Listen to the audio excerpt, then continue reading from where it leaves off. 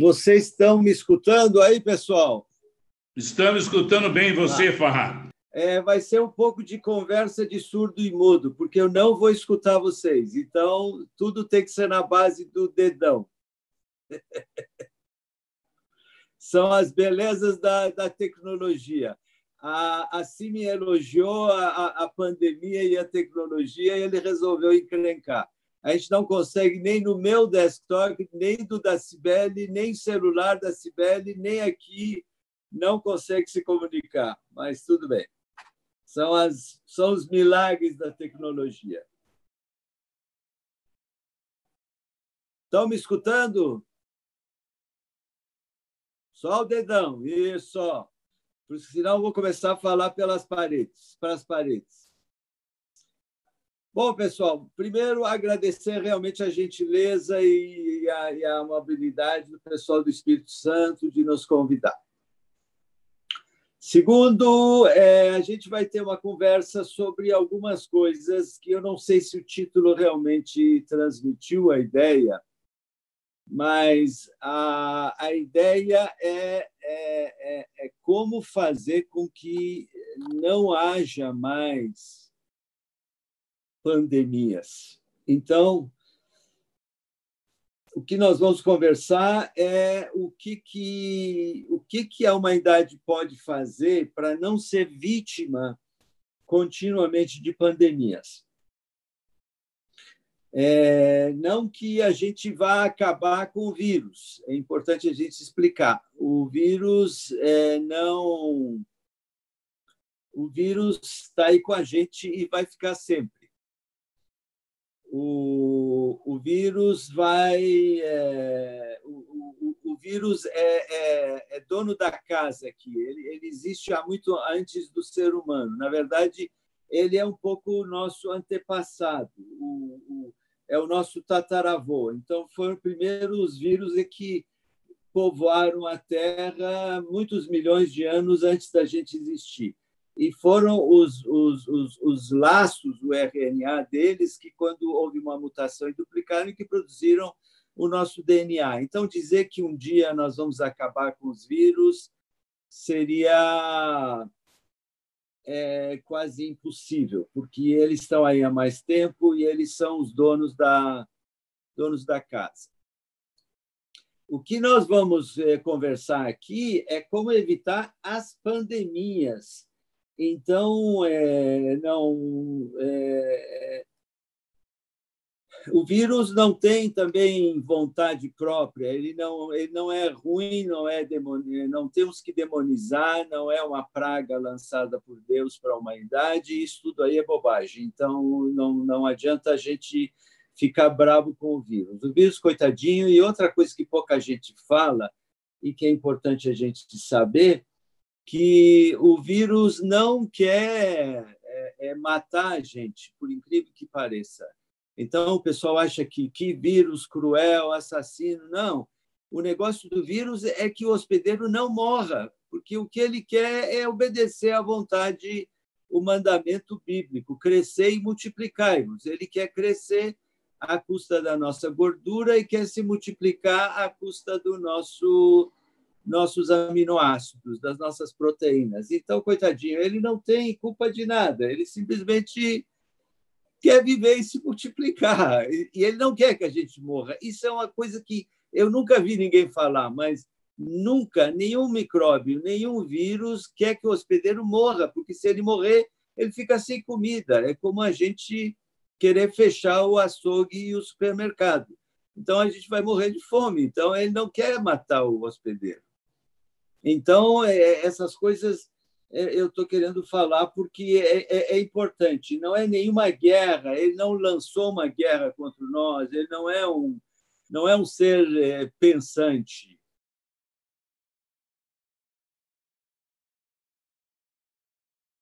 Estão escutando aí, pessoal? Tá, o dedinho sempre para cima, tá? Bom, então, o que a gente quer conversar hoje, entre nós é como evitar as pandemias, quer dizer, como evitar as endemias, como evitar que esses vírus que vão estar com a gente há milhões de anos e que vão continuar com a gente por milhões de anos, eles não vão nos incomodar. É só isso que a gente quer fazer. A gente quer botar eles no lugarzinho deles e a gente ficar no nosso lugar. Então, em momento nenhum, a gente está imaginando que um dia não vai existir vírus na face da Terra. Isso seria absolutamente uma coisa sem pé nem cabeça. Então, houve vírus da peste negra, a peste bubônica, que foi uma riqueza. Não vamos... Mas só para vocês terem uma ideia, 1/3 do mundo morreu.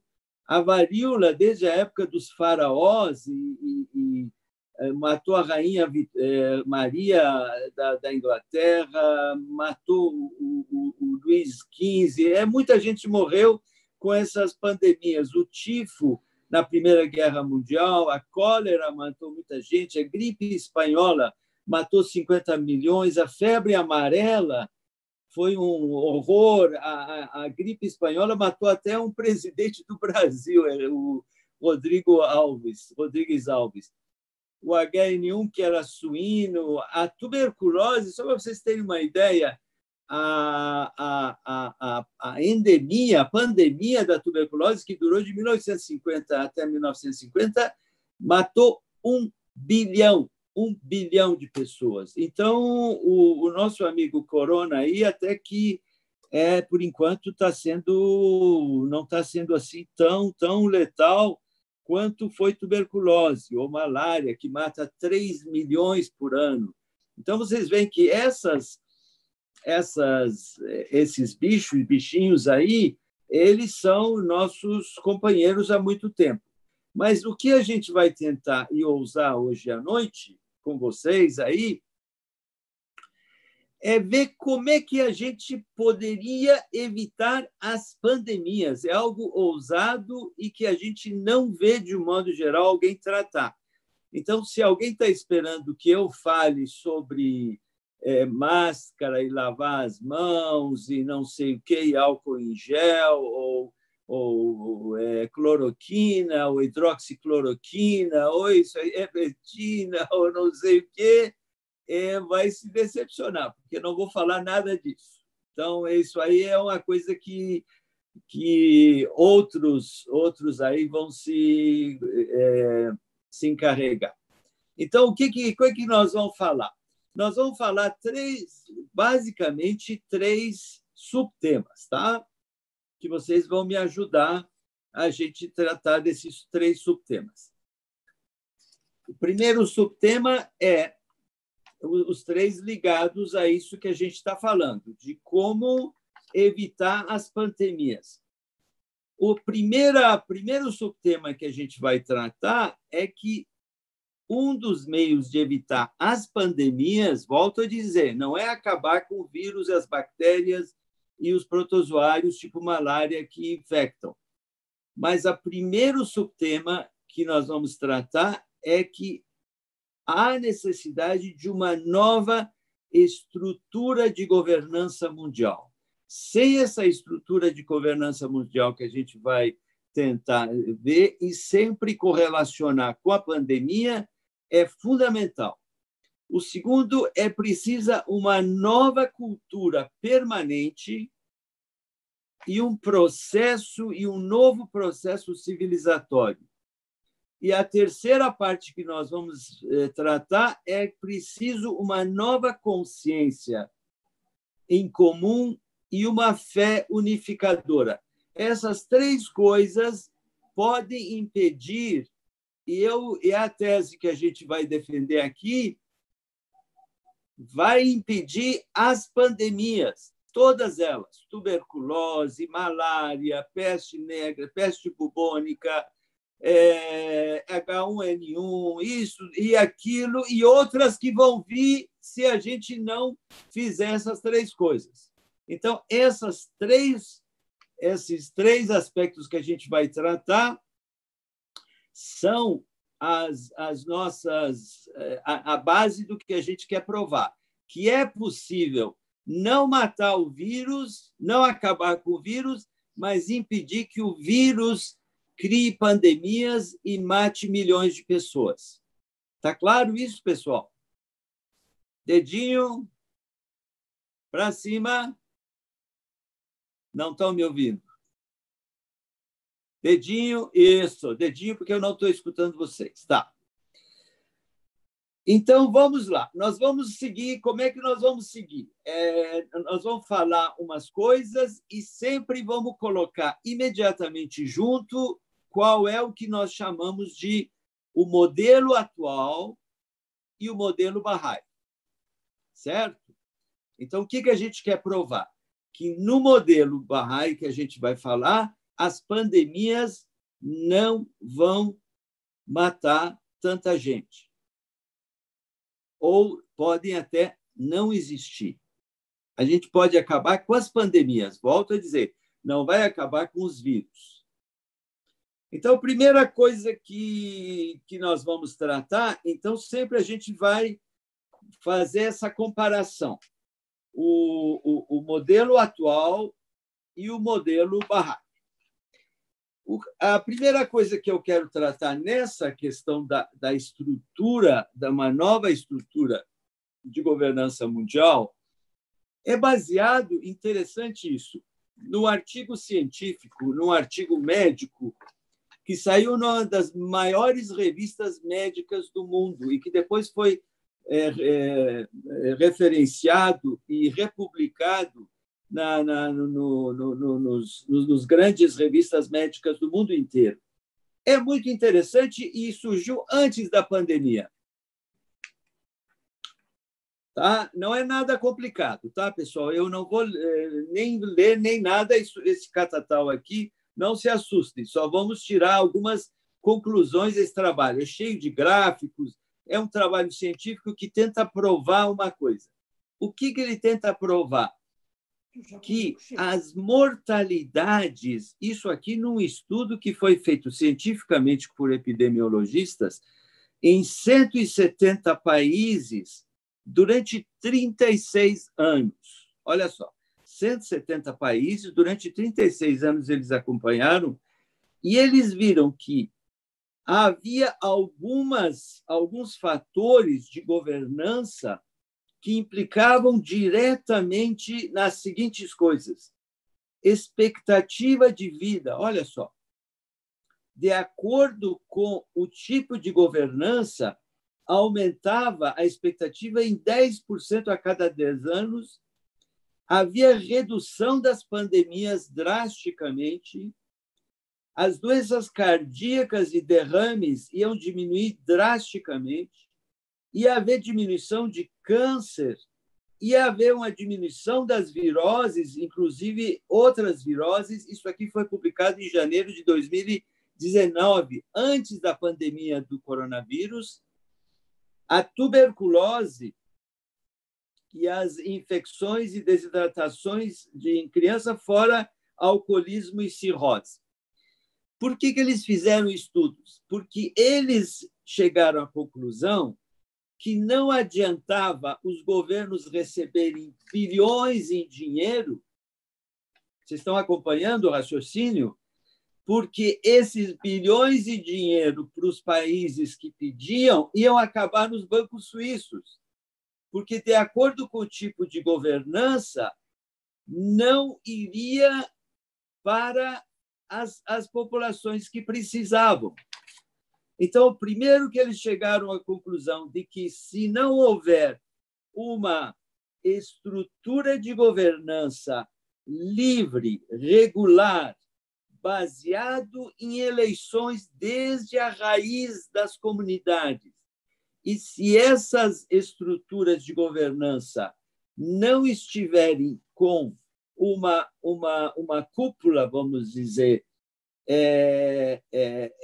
livremente eleita e preocupada em forma linear para baixo, até os pequenos povoados, até pequenos agrupamentos, essa primeira característica que eles identificaram, não iria haver essa diminuição das pandemias e essas doenças que nós listamos. Até onde vocês acompanharem, me falem, tá? Então, o que essa primeira coisa dá um cheirinho para nós? Isso nos cheira uma coisa que nós já estamos executando há muitos anos. O que é?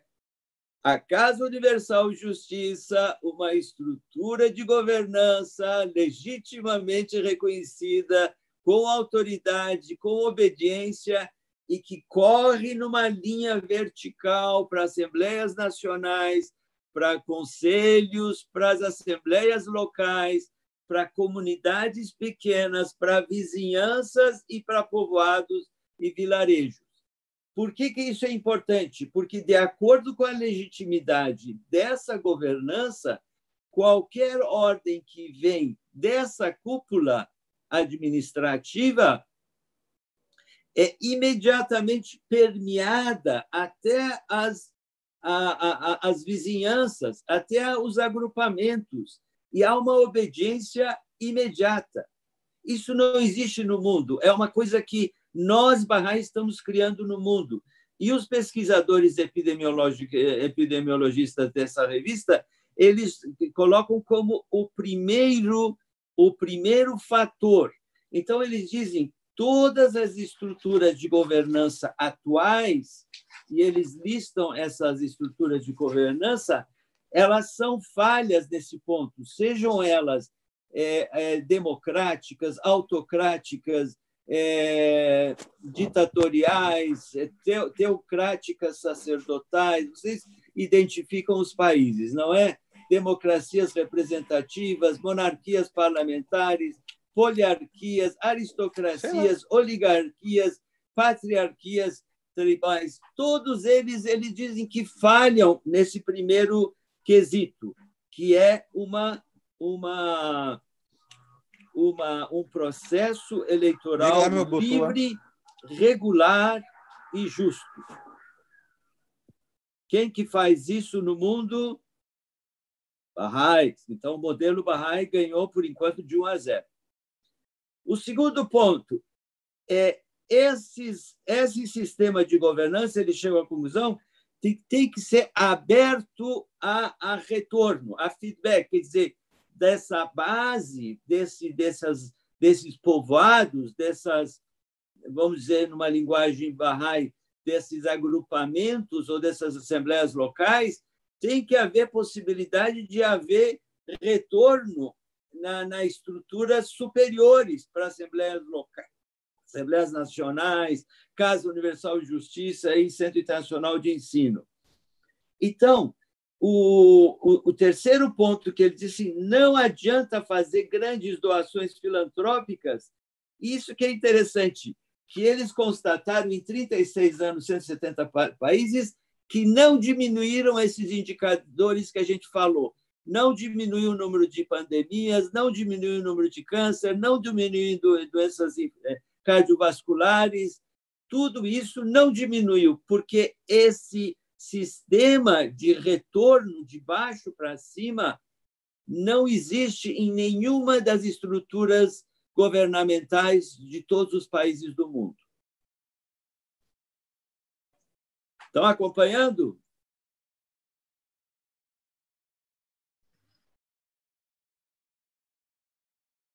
Como é que está?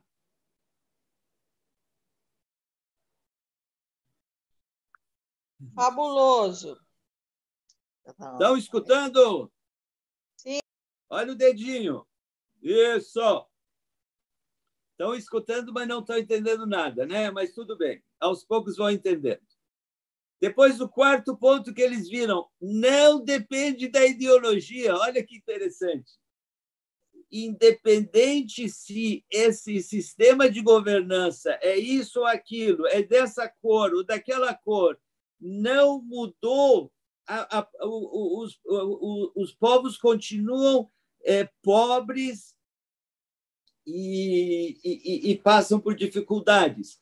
E eles dizem que um dos maiores entraves, seja qualquer tipo de ideologia, é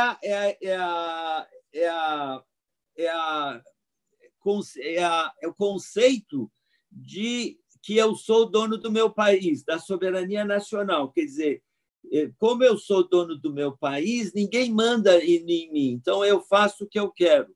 Se eu quero, eu cuido, se não quero, não dou. Se eu quero, eu faço teste, se eu não quero, não faço teste. Se eu quero, eu mando usar máscara, se eu não quero, não uso máscara. Porque não existe uma estrutura superior que tenha legitimidade e que tenha autoridade e diz, olha, todo mundo tem que usar máscara e não pode. Estão escutando?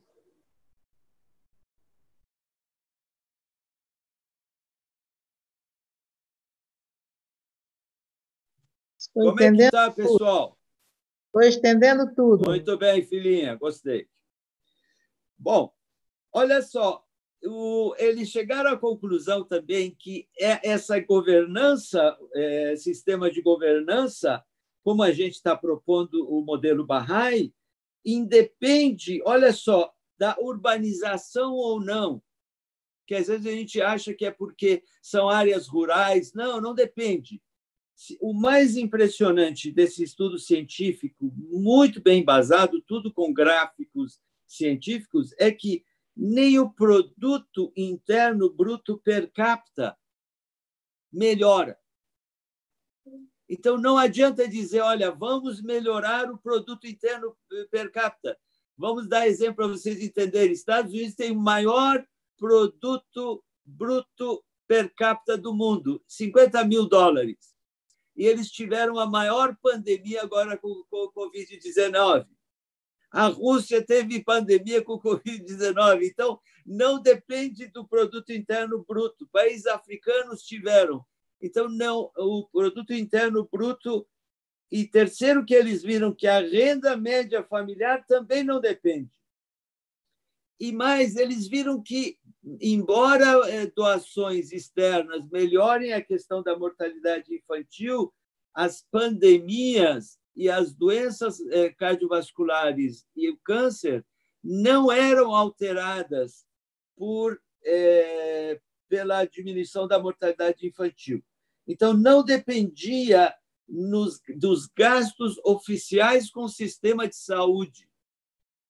Vocês estão percebendo como esse artigo científico é terrivelmente verdadeiro e que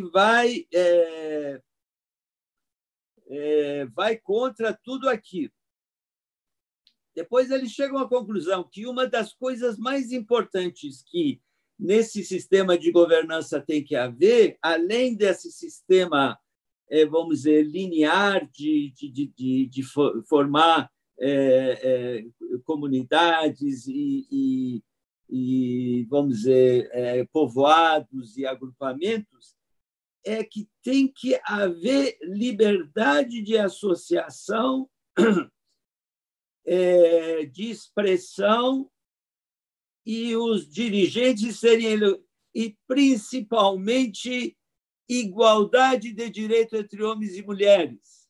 E nas eleições, o cara não é Bahá'í, é um grupo de cientistas, pessoal, que está estudando epidemiologia de como evitar pandemias. Eles não são Bahá'í, nunca ouviram falar, e a preocupação deles não é puxar para nenhuma brasa, para nada. Eles não puxam nem para a ideologia, nem para o país. Eles dizem quais são as características que eles viram que faz. Então, se as pessoas têm liberdade e existe uma emancipação da mulher que possa tomar da direção, diminui o número de pandemias, diminui o número de câncer, diminui o número de doenças cardiovasculares.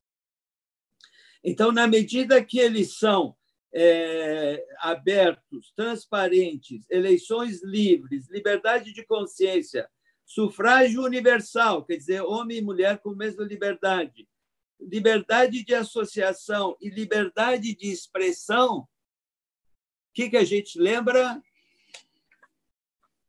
Festa 19 dias. Eu vou traduzindo para vocês para o modelo bahá'íes, para vocês entenderem. Senão vocês vão dizer o que o Farhad está trazendo essa maluquice aí. Ele está descrevendo a festa 19 dias. O que é a festa 19 dias? Livres, sufrágio universal, homem e mulher têm os direitos, todo mundo tem liberdade de expressão, as sugestões vão para os executivos, as sugestões dos executivos, através dos delegados, podem chegar à Assembleia Nacional e, através dos delegados nacionais, podem chegar à cúpula, que é a Casa Universal de Justiça.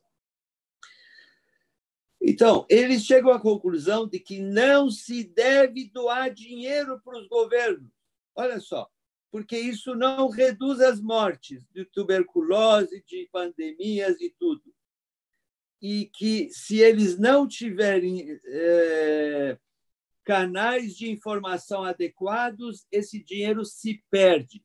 Então, todos os marcadores de mortalidade não dependem das doações de dinheiro, nem do PIB per capita, nem do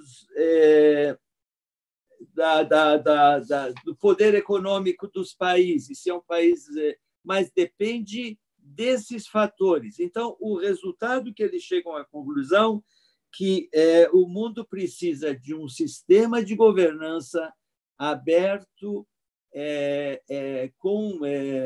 com penetração em pequenos povoados e agrupamentos, e que tenha uma legitimidade e obediência e seja baseado em leis que tenham legitimidade reconhecida por todos. Então, isso sim realmente causa, e que direta e imediatamente seja obedecido até as raízes das comunidades, haver uma prestação de contas. Outro aspecto que eles dizem, olha que interessante, se essas comunidades, isso é a conclusão científica deles, não prestar contas dos gastos regularmente, também a coisa desanda. De novo, a pandemia não desaparece, mesmo que tenha dinheiro. O que cheira isso para nós no modelo Bahá'í? Tesoureiro local que a cada 19 dias presta conta. Não existe isso no mundo. Olha só, é um tesoureiro local que presta conta, é um tesoureiro nacional que presta conta a cada ano.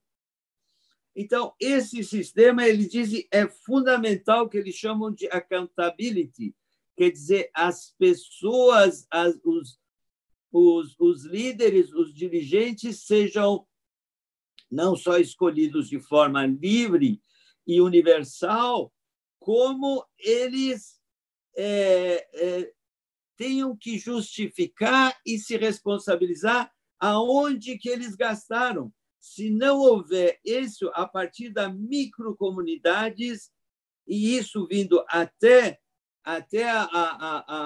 o nível do Estado da nação, isso não vai funcionar.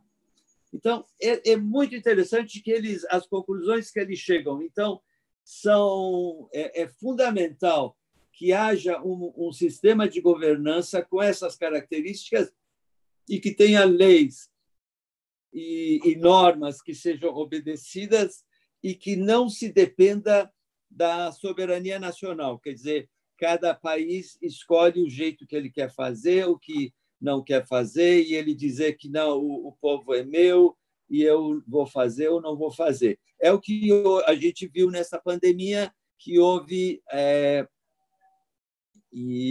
houve essa total confusão. Na verdade, houve não, está havendo.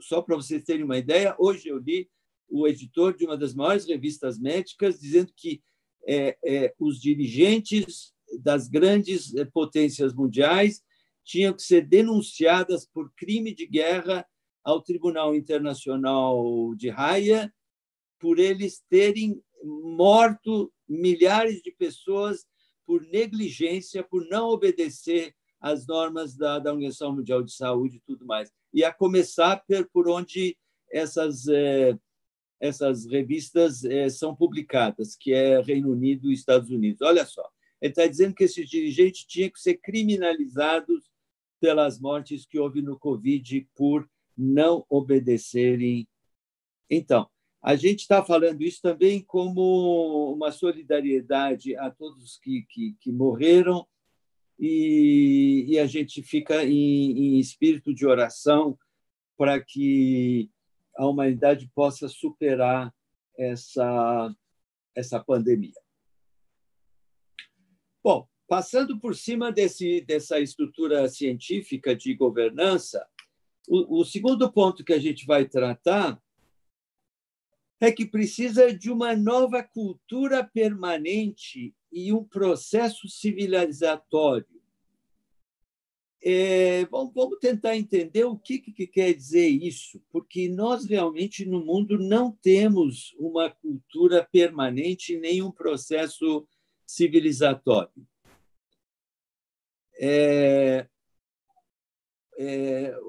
Bom, que a gente não entenda o que é cultura não é novidade. Nós tivemos até um ministro de cultura que disse o que é mesmo cultura, não tem a menor ideia. Então, se o ministro da cultura não tem a menor ideia, nós todos estamos perdoados.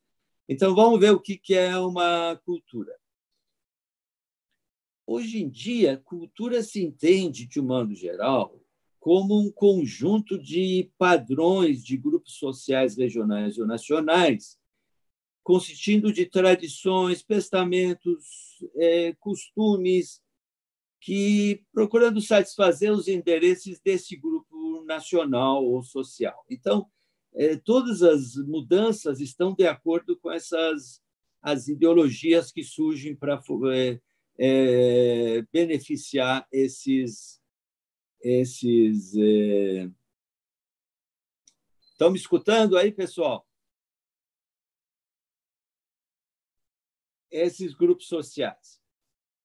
Então, na verdade, não são universais. E não existe uma cultura universal. Não visam ampliar os valores humanos nem espirituais. E estão a serviço de determinados interesses. Então, são temporariamente manipulados. Se um grupo tem interesse, tem mais dinheiro, tem mais coisas e tudo mais, ele vai se beneficiar. Essa pandemia do vírus, uma das coisas que realmente provocou foi derrubar todas as fronteiras físicas, sociais e nacionais e religiosas. Derrubou tudo.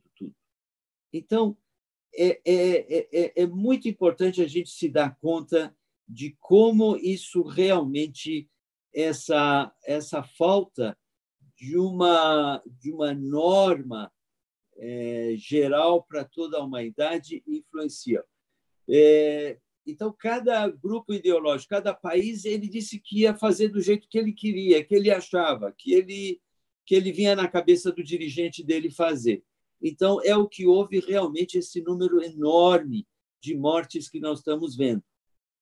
Então, o exemplo que se dá é que, independente de como é que país, qual é o sistema de governo daquele país, ou da ideologia, ou da religião, se aquele país compra um avião, não adianta ele dizer, não, meu país acha isso, eu vou dirigir o avião do jeito que meu país acha. Não, vai cair o avião. Ou então dizer, não, mas se a minha ideologia é capitalista ou é comunista, eu vou dirigir do sistema capitalista. Vai cair o avião, porque tem que seguir as normas do fabricante, não tem que seguir a norma do país. Não, mas a minha religião é católica, a minha religião é muçulmana, então eu vou dirigir o avião do jeito muçulmano. Não, você tem que dirigir do modelo do fabricante. E, na verdade, quem é o fabricante da humanidade? Esse é a nossa realidade suprema, é o nosso Deus Supremo, que ele que realmente fabricou. Então, a cultura tem que ser provinda de uma verdadeira revelação divina, que nós depois vamos ver na terceira parte. Muitas vezes, hoje em dia, se fala de cultura como uma coisa muito... O conceito de cultura, hoje em dia, é um conceito muito vago. Por exemplo, se diz, olha, vamos ver alguns exemplos. Não perguntaram porque eu estou sem retorno aqui de som. mas se fosse perguntar, iriam dizer assim, dá um exemplo de o que é considerado cultura que não tem nada a ver com a cultura, que é mais produto de marketing e propaganda. Então, diz assim, que os jovens têm a cultura de tomar Coca-Cola, têm a cultura de ir no McDonald's ou em concerto de rock. Mas isso não é cultura, isso é uma distorção da palavra cultura. Isso aí é um modismo, é uma lavagem cerebral, de todo muitas mundo, vezes acho que foi político-ideológica, esse sistema, né, ou mercadológica, ou de propaganda com interesses econômicos e total. A cultura realmente, basicamente, nós vamos ver, é trazida, inclusive toda essa ideia de fake news e mentiras tendenciosas, e tudo vem por uma falta de uma coisa fundamental, e inclusive também existe com essas pandemias uma cultura de medo do invisível, medo da morte, medo de sofrimentos globais que a gente não vai ter como fugir, fora os danos ambientais e tudo mais.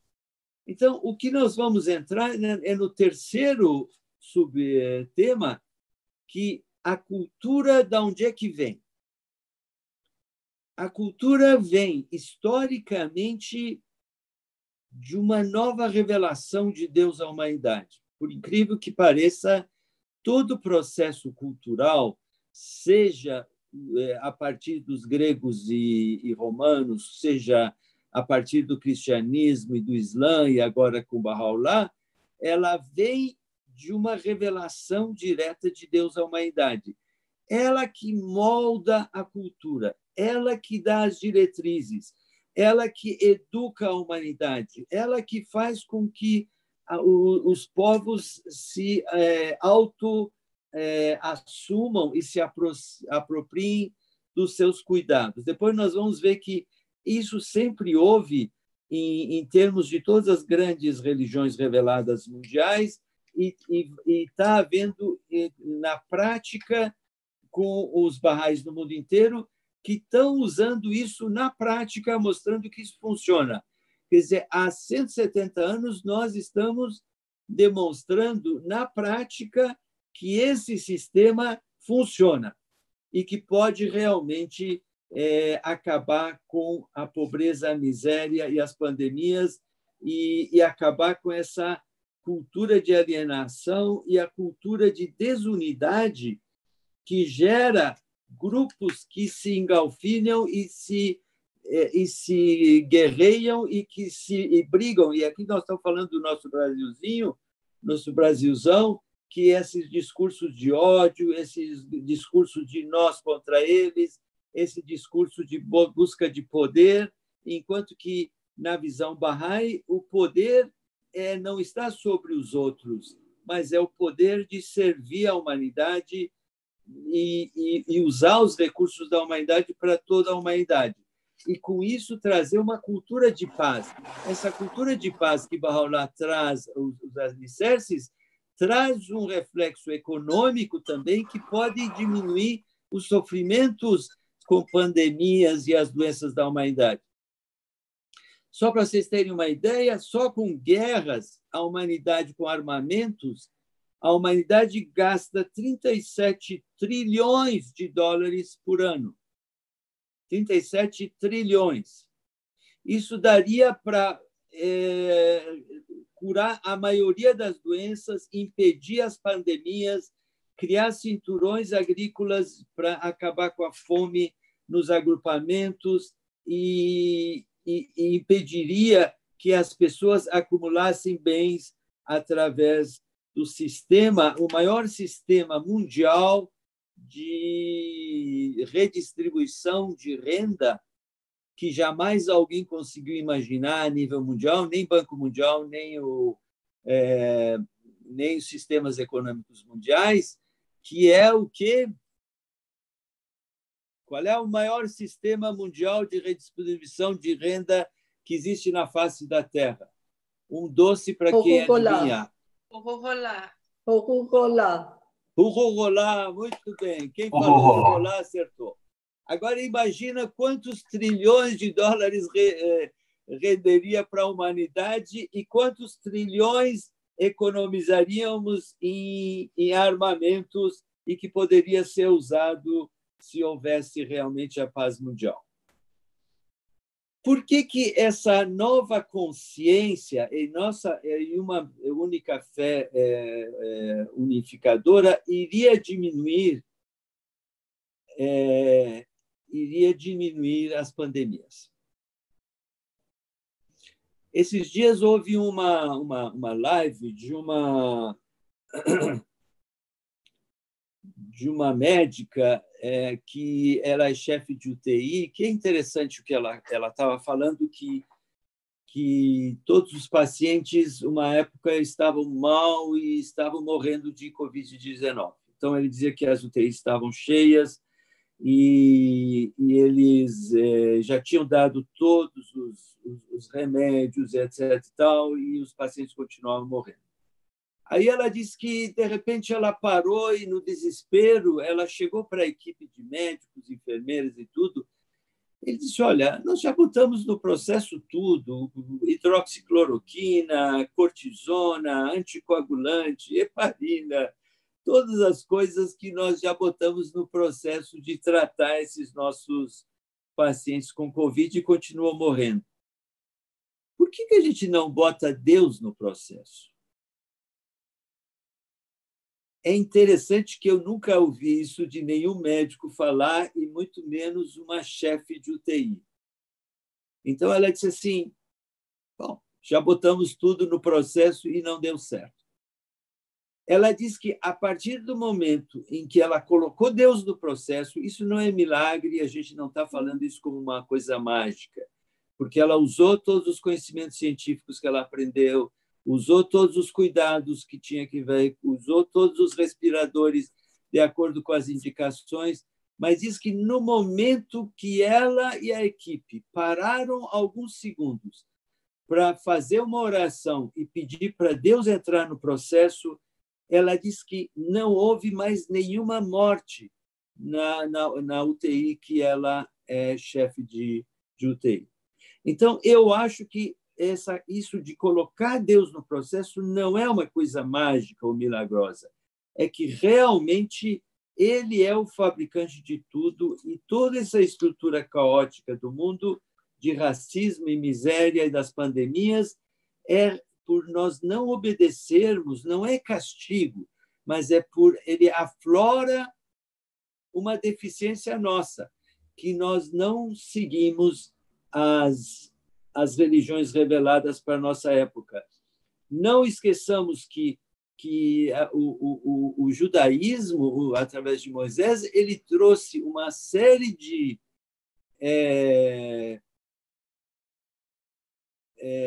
como é que diz? Uma série de normas e sanitárias revolucionárias. E Bahá'u'lláh também traz normas sanitárias muito anteriores a toda essa pandemia e esse pandemônio aí da Covid. Veja bem, olha o que as coisas que Bahá'u'lláh trouxe que se aplicam diretamente para toda essa situação. A higiene é absoluta, lavar as mãos e o rosto, jogar a água no corpo. Olha só, isso, segundo os sanitaristas, é o maior fator de preservação da pureza das nascentes dos rios e do tratamento sanitário de águas e esgoto, é quando a humanidade passou a jogar água no corpo e não entrou dentro daqueles túneis, daquelas tubos e coisas que se usavam, e isso não é uma coisa do Oriente ou do Ocidente. Mesmo os primeiros fundadores da nação americana, dos Estados Unidos, também tomavam banho em tonéis. Aquela expressão não jogar fora o balde ou o tonel de água suja com o nenê dentro é baseado no fato que eles, toda a família, tomavam banho no mesmo tonel, e o último a tomar banho era o nenê. e às vezes a água estava tão suja e escura que jogavam tudo no lixo e o nenê junto. Daí que vem a expressão não jogar fora o tonel com o nenê dentro. Então, vocês veem que isso não é uma coisa de piscinas, de casas persas, como às vezes a gente lê. Não, isso era do mundo inteiro. Outra coisa que Bahá'u'lláh traz sanitário que a gente não entendeu. Bahá'u'lláh diz que não pode haver excesso de caça e animais selvagens. Isso está no livro Sacratíssimo de Bahá'u'lláh. E a causa dessa pandemia, se vocês observarem, do coronavírus, do Covid-19, do novo coronavírus SARS, o que é? É animais selvagens que comiam e que foram infectados por fezes de... Como é que chama?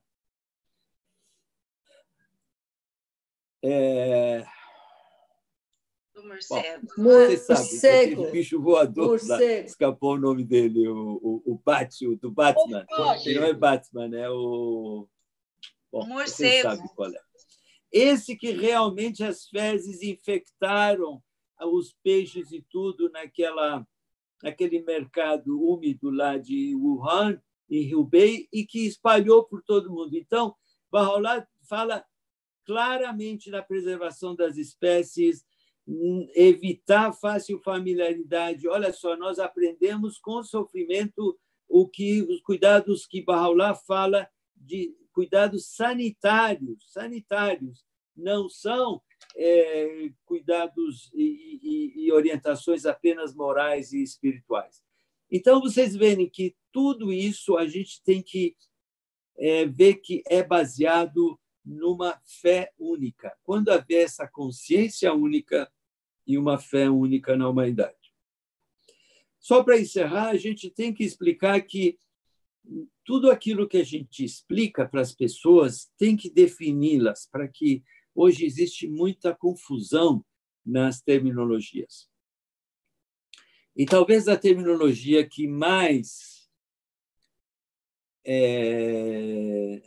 cria confusão é a palavra religião, porque o que a gente fala de religião são valores espirituais para uma era de maturidade da espécie humana, mas infelizmente as pessoas entendem religião como uma infantilização mágica de crenças, milagres, procissões, mal-olhado, exorcismo, enfeitiçamento, pecado original, enfim, e houve sempre a queima das bruxas e massacres de judeus. Cada vez que havia uma pandemia, eles diziam que a culpa era dos judeus e sopros satânicos por causa da desobediência do Adão, então vai lá e mata um monte de judeus.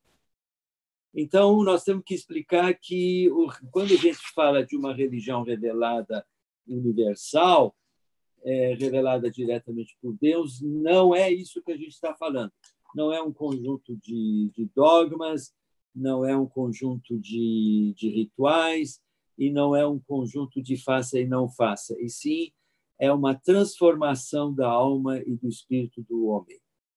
Então, a pandemia sempre foram oportunidades para aumentar o poder e a riqueza de pequenos grupos, de pequenas instituições religiosas, infelizmente, e até hoje existe. As pequenas, as pseudo-religiões, igrejas e templos, mesmo aqui no Brasil, eles se aproveitam dessas pandemias, ao contrário de poderem ajudar. Nessas oportunidades prevalece o sectarismo e realmente um obscurantismo com coisas mágicas, água com limão, água quente, não sei o quê. Isso, assim, sacerdotes falam e realmente que a gente percebe que não tem nenhuma base científica. E são pessoas que se aproveitam dos sofrimentos coletivos e das calamidades.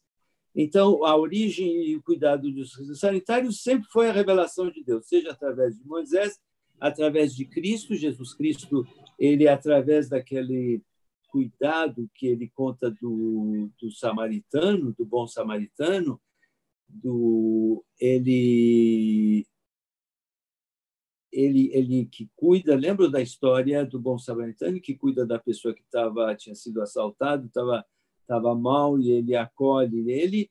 Foi o que causou o surgimento dos hospitais no mundo. Então, vocês verem como os cuidados de saúde da revelação direta de Deus, como através de Moisés, Jesus e agora Bahá'u'lláh, vai mudar muitas das causas das pandemias. E, além disso, esse que nós mostramos, que é a nova uma nova concepção de uma nova estrutura de governança mundial. Então, a preservação predatória, que Bahá'u'lláh é dividida, evitar contatos físicos inapropriados, eliminação de álcool e drogas, são fundamentais. Então, é uma religião moderna que leva a uma fé unificadora e planetária. Então, essa fé unificadora ela deve ser um poderoso elo que unifica a diversidade da família humana, que está de acordo com a ciência, com a economia, e sem se deixar levar por política de poder. É a única que consegue, ao longo da história, dar um sentido e rumo à vida humana. Coloca ordem no caos e introduz e harmoniza a espiritualidade com as necessidades materiais do ser humano. Só essa religião revelada mundial que pode, junto com esse novo sistema de governança e uma nova cultura, nos livrar definitivamente das pandemias. Volto a dizer, não vai matar todos os vírus, até porque uma curiosidade que poucos falam, os vírus hoje estão também, não hoje por causa da pandemia, todo mundo odeia os vírus e acha que os vírus são nossos inimigos, são o diabo e estão querendo nos matar.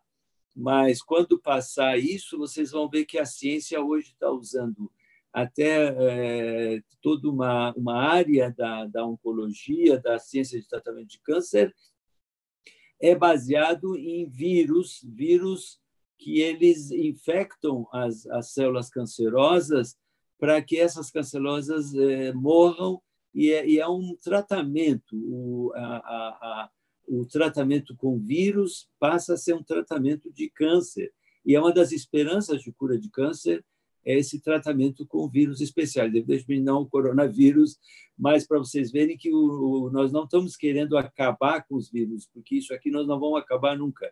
Eles são nossos antepassados e tataravós, então, antes da gente aqui. Nós é que estamos usurpando a terra deles. Mas nós podemos nos aliar a eles. Então, quando a gente se aliar a eles, eles vão parar de causar pandemias e podem nos levar à cura das doenças. É isso aí, pessoal. Estou aberto às perguntas. Desculpe, cansei vocês. Passou mais de 1h e pouco. Sim. Pode fazer as perguntas. Nós encontramos para ele ouvir as perguntas. Tá bem, pode fazer as perguntas. A primeira pergunta é o seguinte: as pessoas estão querendo saber o artigo científico que você citou, data e procedência. O artigo científico se chama...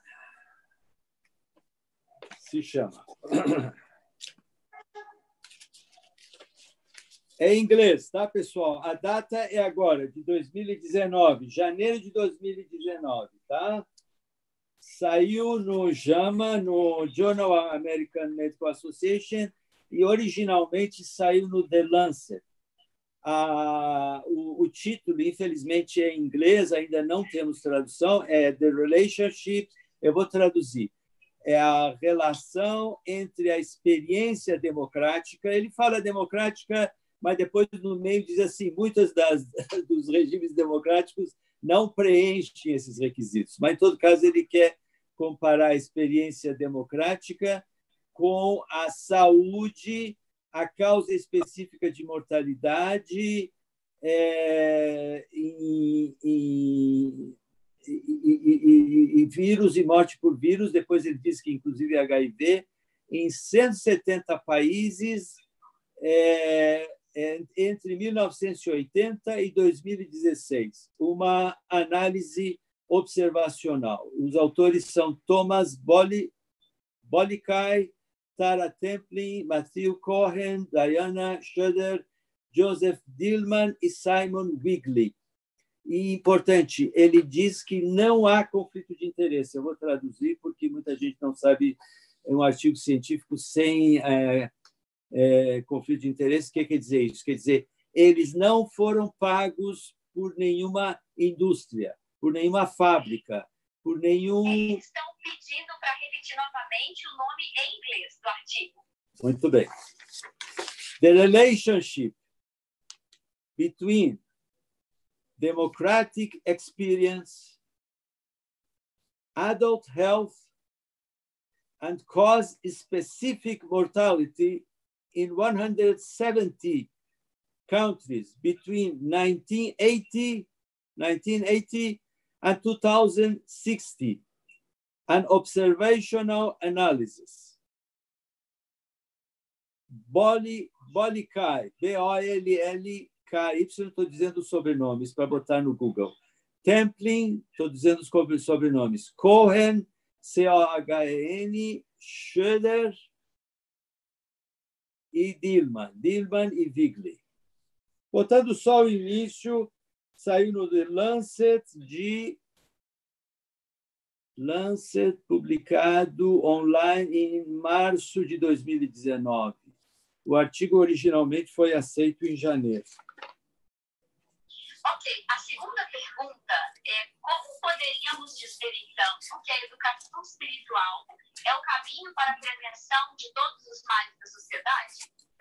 Sem dúvida, não há dúvida. Isso, inclusive, tem outros estudos científicos de educadores que mostram que a educação, veja, não pode ser mero... Foi muito boa essa pergunta, não sei quem é que fez, mas está muito bem-vinda, viu? Carlos Alberto Gariani. Quem? Carlos Alberto Gariani. Tá, o Gariani, isso é importante, sabe por quê? Porque as pessoas imaginam que é tirar a pessoa do analfabetismo. Isso é importante. Não, abrir mais escolas também é importante.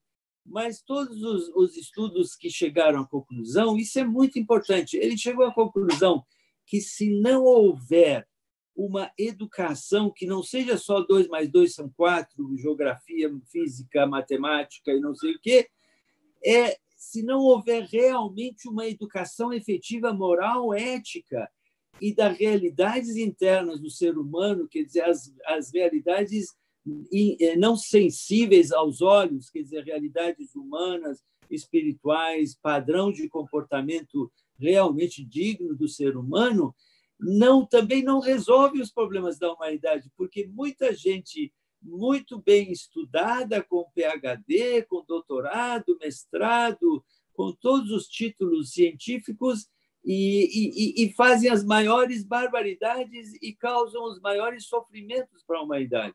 Nós não precisamos citar nomes, basta olhar, ver na televisão, e agora ver no Covid quantas pessoas em busca de poder e tinham títulos acadêmicos maravilhosos e atrasaram o tratamento e mataram.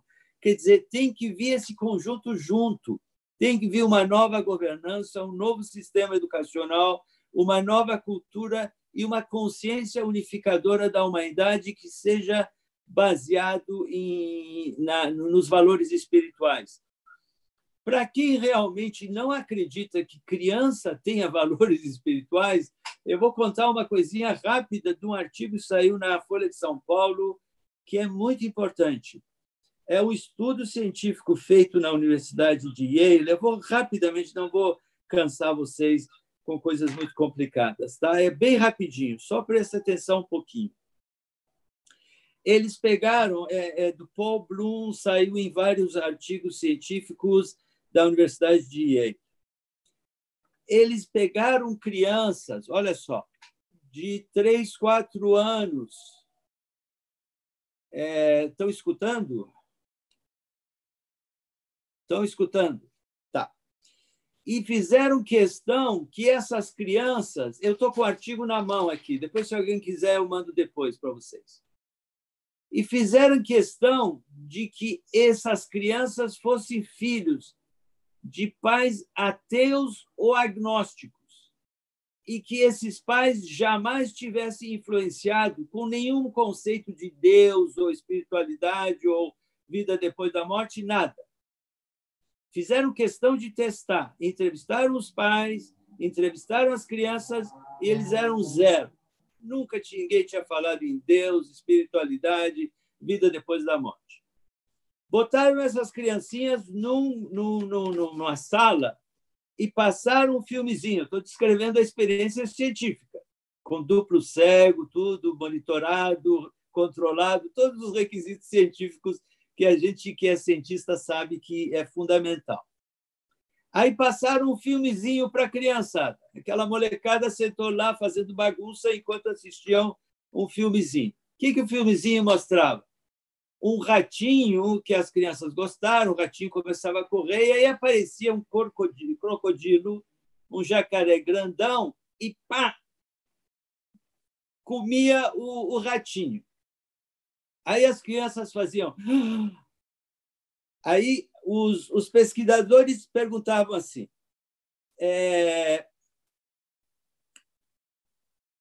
o que vocês acham? O ratinho que já morreu ainda precisa ir para o banheiro fazer xixi? As crianças diziam, não, claro que não. Aí eles perguntavam, será que a cabecinha do ratinho ainda funciona? As crianças disseram, não, claro que não. Aí depois eles perguntaram, criançada, será que o ratinho ainda tem vontade de voltar para casa? Tem saudade do papai e da mamãe? As crianças em uníssono responderam, sim, claro que sim.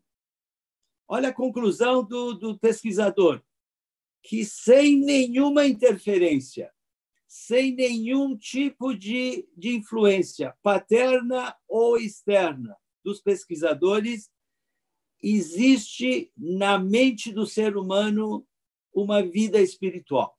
Essa é a conclusão científica. Que nós temos como se fossem dois computadores. Um que faz a computação das coisas matemáticas, lógicas, sensíveis, visíveis, e uma que prevê que depois da morte existe uma persistência de algumas dos sentimentos. Isso em criancinha de 3, 4 anos, que não foram influenciados por nenhuma religião e nenhuma crença espiritual dos pais. Então, com isso, o Paul Bloom prova e conclui que nós não tendemos a termos vida espiritual e crer em algum Deus ou religiosidade por, vamos dizer, por termos sido imposto ou induzido, mas porque é uma necessidade da mente humana. Então, não sei se vocês acompanharam o raciocínio, a realidade espiritual é uma realidade científica, existencial, não é uma coisa mágica. Infelizmente, as religiões deturparam e entraram em decadência com essa visão, então tudo virou magia e milagre e coisas que realmente não têm base nenhuma. Vamos tratar a pandemia carregando não sei o quê nas ruas que vai curar. Quer dizer, essas coisas deturparam o verdadeiro sentido da espiritualidade, que é aqueles valores internos que nós fomos educados por uma sucessão de revelações divinas ao longo de toda uma sequência progressiva de revelações. Desculpe a demora na resposta. Então, sim, é fundamental. A educação espiritual é fundamental, senão nós não vamos resolver nenhum dos grandes problemas, nem problemas de desastre ambiental, nem problemas de desastre, uma hecatombe atômica, não os problemas de pandemias, não problemas raciais, nem os problemas raciais. Tudo isso vem através do processo da educação espiritual. Próxima pergunta. Alô?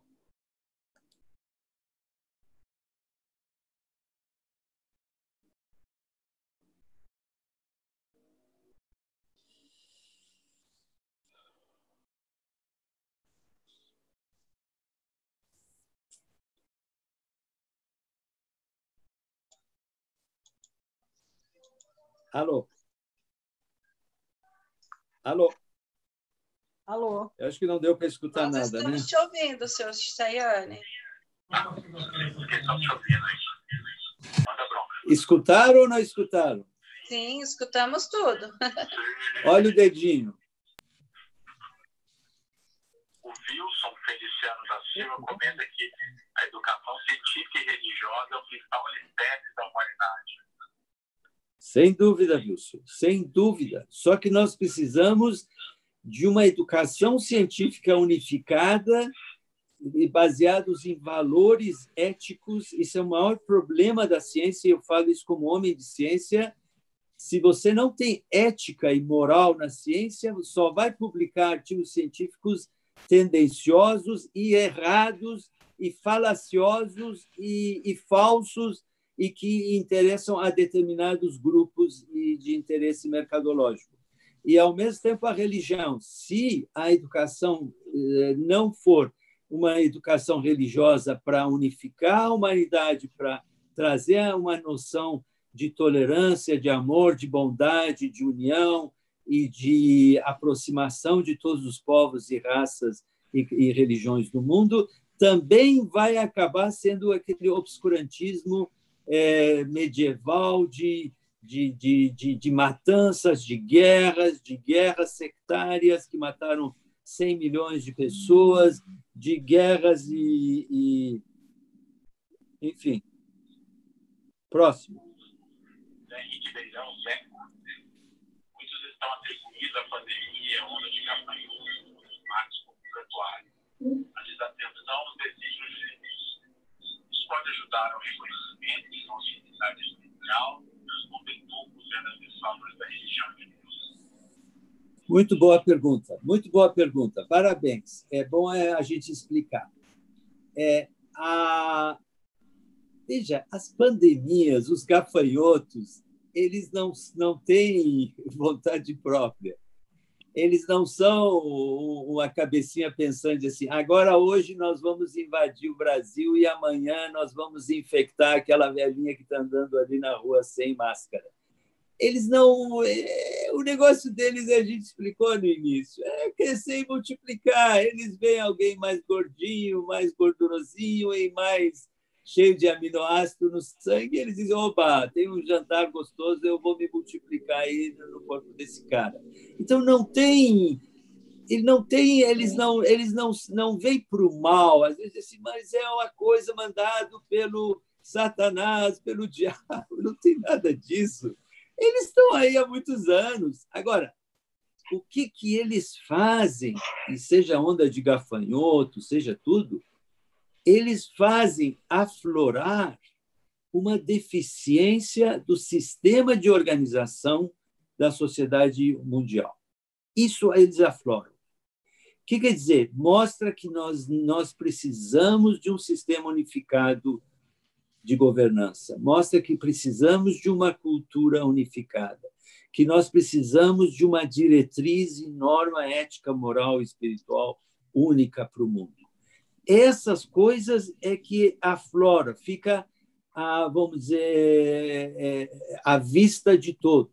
Quer dizer, todas as pessoas agora estão percebendo, e eu nunca vi isso nas pessoas com quem eu contato, tão forte sentimento de que essa pandemia está nos ensinando que nós temos que mudar, que nós temos que ter outra percepção das coisas. Pessoas que jamais perguntavam sobre Deus, sobre uma fé unificadora, quando a gente falava de algum conceito Bahá'í, eles nem davam bola, eu estou ficando surpreso. Estão pedindo folheto de orações, estão pedindo livros para ler, estão entrando em contato através da internet, pedindo mais explicações, informações, porque estão vendo que isso também... Tem uma pessoa que é prova disso, que é o nosso amigo Tiago de Itu. Bem-vindo, Tiago. Então, o Tiago é um exemplo. É um jovem, quer dizer, casado com filhos, mas que ele tinha interesses gerais. Mas, a partir desses lives aí, ele passou a interessar e já está lendo assim, um monte de livros mais. Então, está se interessando. Então, está havendo um despertar enorme. É isso que nós temos que causar. Não dizer que o mundo mereceu esse castigo que vem de cima, então vamos fazer uma procissão na rua com isso, com aquilo, e vamos levar tal coisa e tal símbolo religioso que vai acabar com a pandemia. Próximo. Muito obrigado pela essa nova percepção de vírus. Estou sendo ouvido? Próximo. Só um minutinho, Farhan.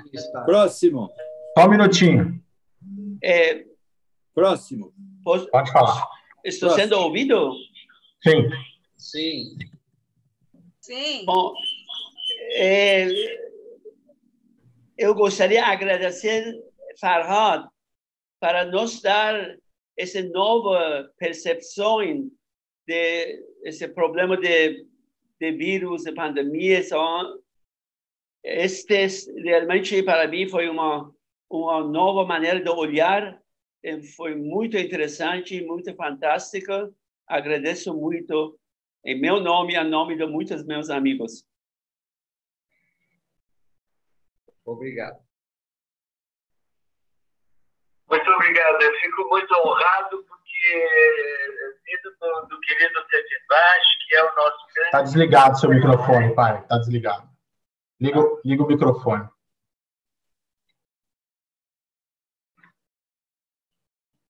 Isso. Não, está desligado ainda. Estão me escutando? Ah, sim. Tá. Pode falar. Pode falar. Não, eu que agradeço.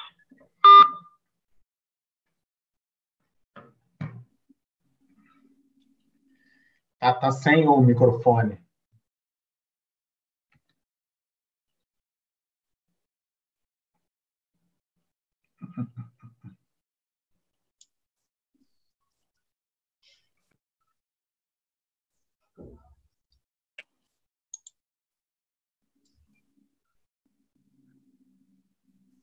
Agora sim, Farhad, pode falar.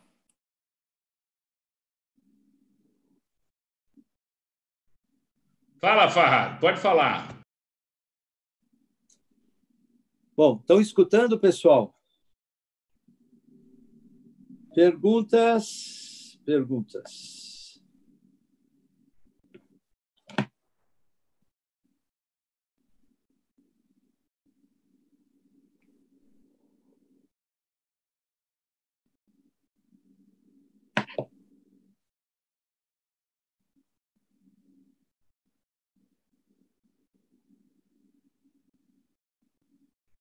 Sua chamada está sendo encaminhada para a caixa postal e estará sujeita a...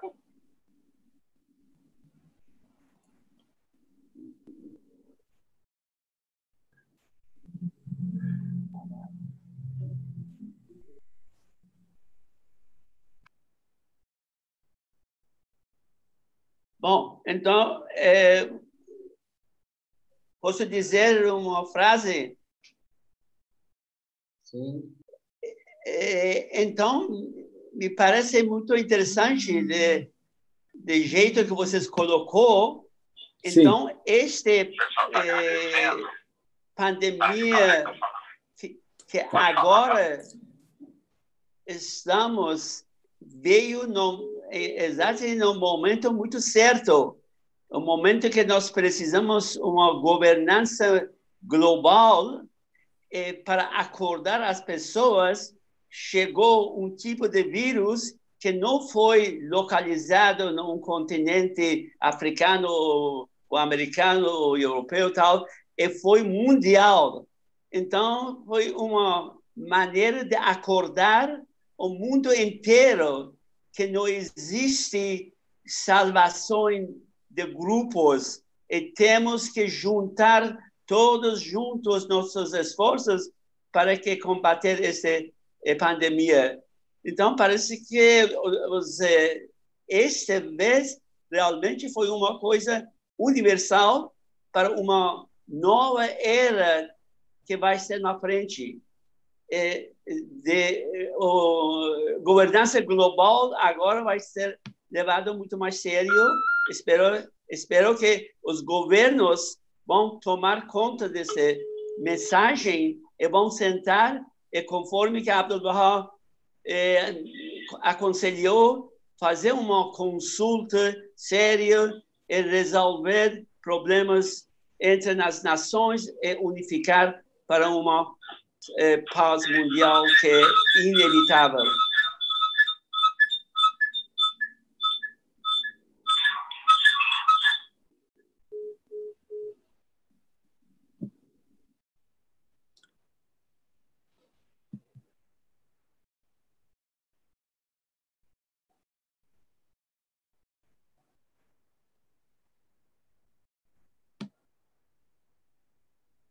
Sua chamada está sendo encaminhada para a caixa postal e estará sujeita a cobrança após o sinal.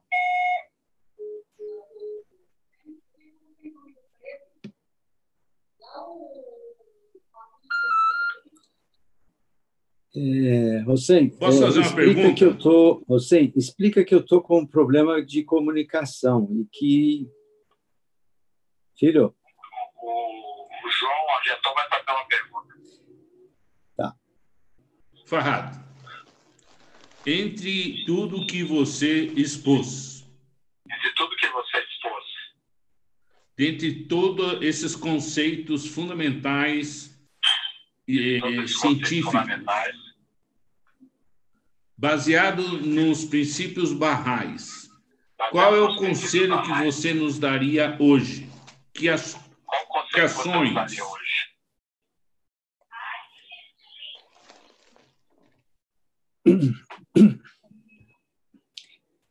Bom, eu pessoalmente, eu acredito muito em algo chamado busca livre e independente da verdade. Essa busca livre e independente da verdade, geralmente, ele é motivado por um fator desencadeante. Pode, às vezes, ser uma apresentação, uma leitura de um artigo, mas eu acho que a gente tem que entrar nessa grande jornada da busca da verdade como um dos maiores, vamos dizer, tarefas que o ser humano tem.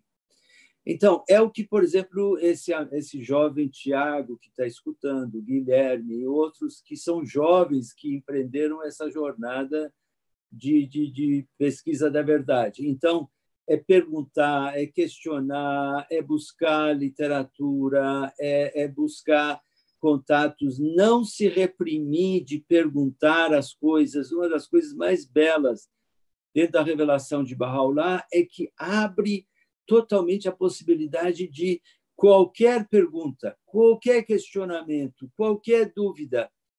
Abdu'l-Bahá, o filho de Baha'u'lláh, diz que não existe dogma mais. Qualquer pergunta, a pessoa pode perguntar até, existe prova científica da existência de Deus? Nós podemos explicar que temos prova científica que Deus existe. Existe uma prova de que Baha'u'lláh realmente existiu? Temos todos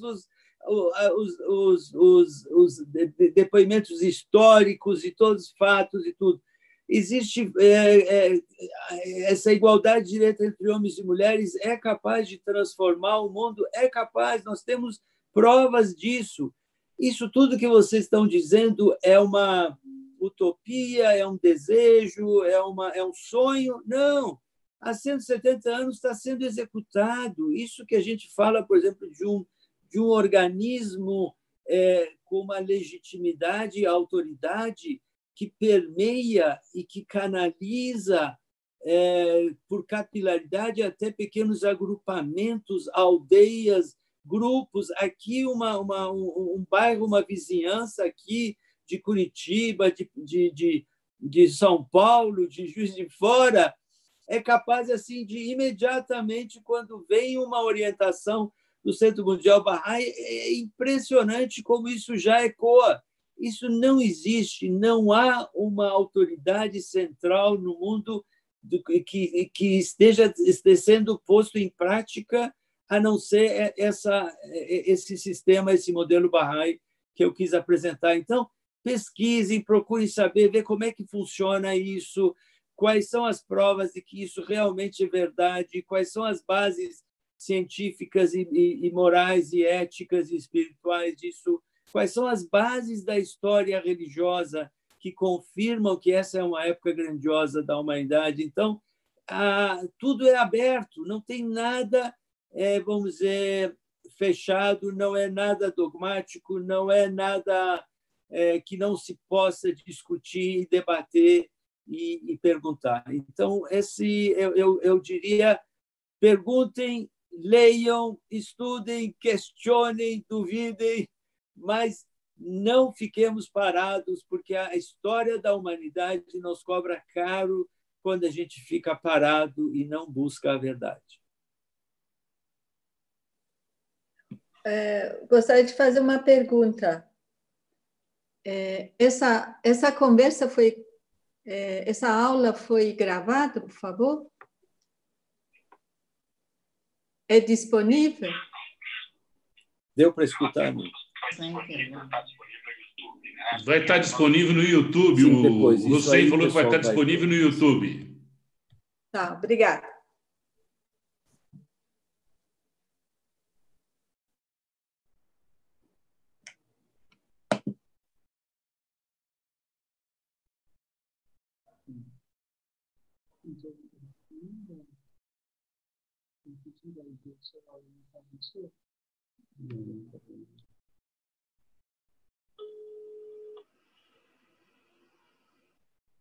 Sua chamada está sendo encaminhada para a caixa postal e estará sujeita a cobrança após o sinal.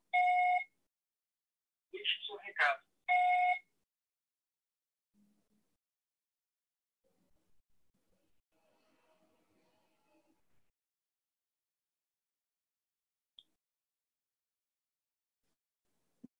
Já que ninguém fala, eu vou falar. Farhad, essa sua explicação é Sim, maravilhosa. Fala, Oi, Farhad. Uma sugestão. Sim. Como está difícil eu peço desculpas, realmente. Né? A gente não consegue se despedir e as pessoas às vezes não estão fazendo perguntas.